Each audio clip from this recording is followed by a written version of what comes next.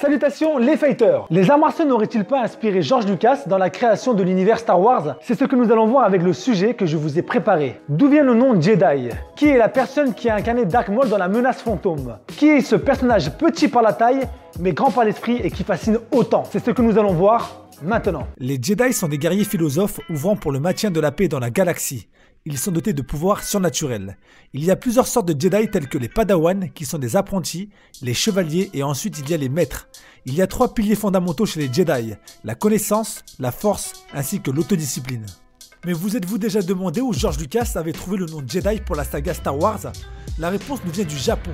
Pendant la Seconde Guerre mondiale, le cinéma japonais a connu une censure des idées un peu trop occidentales, considérées comme une forme de propagande impérialiste, et ce jusqu'à son indépendance. À cette époque, un réalisateur va faire parler de lui sur la scène mondiale. Il s'agit d'Akira Kurosawa.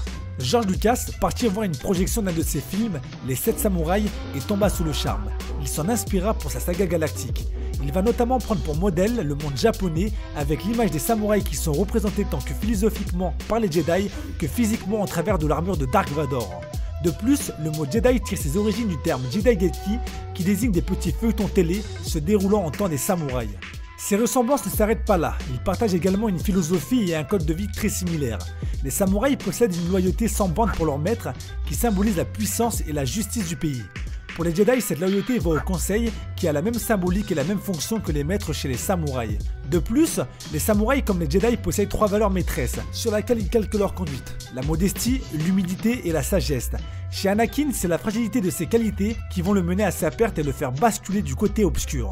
Chez les samouraïs, celle-ci entraîne une vie de honte où l'honneur est bafoué. Les ressemblances les plus flagrantes entre Jedi et samouraï restent dans l'éducation. Effectivement, George Lucas semble s'être inspiré de l'éducation très stricte des samouraïs tout au long de sa saga galactique avec notamment la formation d'Anakin et de Luke. Si l'on prend l'exemple d'Anakin, celui-ci est obligé de quitter sa mère et se doit de l'oublier définitivement durant sa formation, comme lui explique à plusieurs reprises son maître Obi-Wan. Le conseil Jedi teste le tempérament de ce jeune Padawan qu'il juge trop vieux et qu'il considère que la tristesse qu'il éprouve risque d'engendrer des sentiments plus forts et dangereux. La barrière entre le côté obscur et lumineux reste donc très nette. Il suffit d'un pas qui irait à l'encontre de tout ce qui est enseigné dans le code de vie Jedi et Samouraï pour que le sage tombe entre les mains du côté obscur. Lucas a donc créé son monde de sorte que toute personne douée, inspirant un plus de pouvoir ou ayant des motivations tribales et matérialistes soit détournée du bon côté. Il s'inspire ainsi de valeurs morales reconnues afin de trancher simplement entre le bien et le mal. Dans Rogue One, on retrouve l'acteur Donnie Yen, qui tient l'un des rôles principaux. C'est une immense star asiatique qui n'a rien à envier à l'univers imaginé par George Lucas. Issu d'une famille d'experts en arts martiaux, Donnie Yen a lui-même pratiqué dès son plus jeune âge. Sa mère lui a appris l'art du tai chi alors qu'il n'avait que 4 ans, et au fil des années, il s'essayait à divers arts martiaux comme le taekwondo et le kung-fu. Invité à poursuivre son apprentissage à Pékin à l'âge de 18 ans, il y fit la connaissance de son mentor chorégraphe au combat, qu'il initia au cinéma de Hong Kong. Il contribua à la fois comme acteur dans plusieurs films marquants du cinéma chinois, Il était une fois en Chine 2 et la célèbre trilogie de Ip Man. Dès le début des années 2000, Hollywood fait appel à ses services. Il joua ainsi dans Blade 2 et Shanghai Kid avec Jackie Chan. Malgré ses premières apparitions internationales, Donnie Yen ne prend pas encore la tête d'affiche des films américains. Éclipsé par son compatriote et ami Jet Li qui cartonne notamment avec Danny the Dog, il faudra attendre la semi-retraite de Jet Li pour que Donnie Yen sorte enfin du côté obscur. 13 ans plus tard, il revient sous les projecteurs d'Hollywood avec un gros projet d'envergure, Rogue One. Il y joue Shiru Timue, un humain actif de la planète Jedha qui a connu la guerre civile galactique. Cet homme pourtant insensible à la force est devenu expert en combat rapproché et en arts martiaux, et ce malgré son handicap puisqu'il est aveugle. Même s'il ne dispose pas de cette force, il fait partie de ces quelques individus qui éprouvent un grand respect envers elle et l'ordre Jedi. Il est ainsi capable d'affronter des corps de Stormtroopers surarmés alors qu'il n'a que ses oreilles et un bâton pour se défendre. C'est donc le héros parfait pour incarner le fameux espoir porté par la rébellion contre le terrible empire. Allez, direction le côté obscur. Un visage de démon vêtu d'un kimono noir qui dégaine un sabre laser à double lame, ça vous dit quelque chose? Il s'agit de Dark Maul, un seigneur Sith incarné à l'écran par l'écossais Ray Park. À l'âge de 7 ans, il déménage avec sa famille à Londres. Ray a toujours voulu jouer dans des films, être comme ses héros. Il s'inspira donc des arts martiaux à travers les films de Bruce Lee, passion de son père, et commença à les pratiquer un peu plus tard. Spécialisé dans le kung-fu Shaolin traditionnel du Nord, Park continue à s'intéresser à d'autres styles, notamment le wushu moderne, dont il deviendra membre de l'équipe de Grande-Bretagne à l'âge de 16 ans. Il participa ensuite à ses premiers championnats du monde en Chine et devient ainsi le premier athlète de Grande-Bretagne et d'Europe à se classer parmi les 7 premiers au monde. De retour au Royaume-Uni, Ray commença à s'entraîner et à travailler dans un centre de gymnastique. Cet entraînement était en parfaite adéquation avec les nombreuses compétences acrobatiques requises par le wushu. Cette discipline est l'une des plus difficiles mais lui est très utile pour les cascades.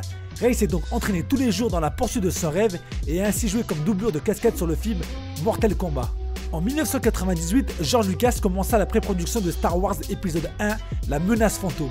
Il cherchait quelqu'un d'exceptionnellement doué avec des armes pour illustrer un moment où ses personnages Jedi et Sith étaient au sommet de leur pouvoir. Park auditionna pour la production de Lucas en démontrant ses compétences acrobatiques en wushu avec le bâton et l'épée. Ces derniers ont tellement été impressionnés par les performances de Ray et son esprit martial qu'au lieu de lui donner un double combat, ils lui ont donné le rôle du méchant du film que tout le monde connaît, Darth Maul. De l'obscurité à la lumière, je vais maintenant vous parler du maître Yoda, qui apparaît pour la première fois dans l'Empire contre-attaque. Dans cette trilogie, Yoda est un être spirituel rempli de la vie monastique qui porte des vêtements donnant de lui l'image d'un vénérable sage taoïste de la Chine impériale. À la fois sage, pur et innocent, il comprend les personnes et les situations sans se laisser contaminer. Yoda est présenté comme un vieux maître simplement habillé et privilégiant la réflexion et la spiritualité devant l'action et le matérialisme. Quand le vénérable maître pense que Luke est trop vieux pour être formé, cela rappelle la tradition des petits moines tibétains qui ont besoin d'être reconnus dès leur plus jeune âge. En formant Luke par un travail physique et spirituel pour amener celui-ci à devenir un vrai Jedi, cela nous rappelle comment un maître en arts martiaux le fait avec son disciple. J'espère que vous avez compris que Star Wars puise une bonne partie de son inspiration dans l'univers des arts martiaux. Pour la partie bonus, je vous présente les Gardiens de la Force. Il s'agit d'une académie que j'ai fondée qui enseigne le maniement du sabre laser avec les bases et les techniques des arts martiaux, notamment le Kung Fu. Les sabres laser que nous utilisons sont de véritables armes de combat.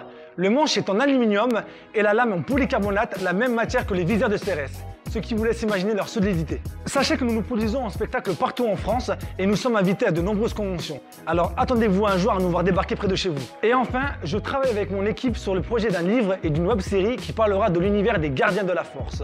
Si cela vous intéresse, alors n'hésitez pas à rejoindre notre page Facebook et à nous rejoindre également sur YouTube.